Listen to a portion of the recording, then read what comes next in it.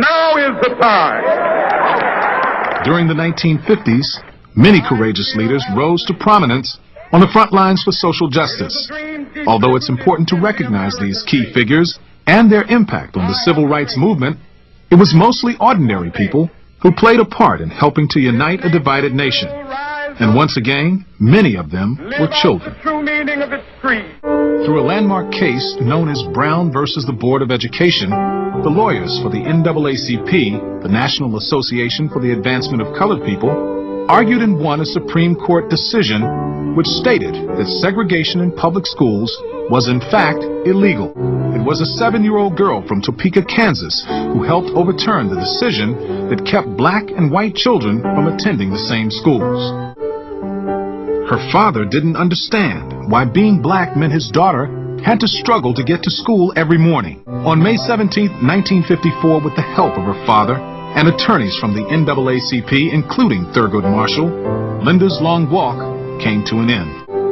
Although part of the nation complied with the decision and began to integrate their schools, many were not willing to let go of their old prejudices and practices.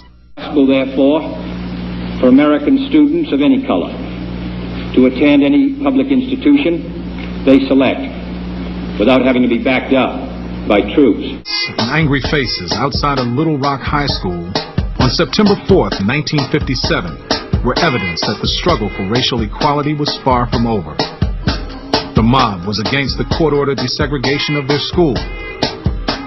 9 black teenagers who became known as the Little Rock Nine were scheduled to attend classes alongside 2,000 white students. Eisenhower sent 1,000 paratroopers to join 10,000 members of the Arkansas National Guard who were required to provide protection. If resistance to the federal court order ceases at once, the further presence of federal troops will be unnecessary, and the city of Little Rock will return to its normal habits of peace and order, and a blot upon the fair name and high honor of our nation in the world will be removed.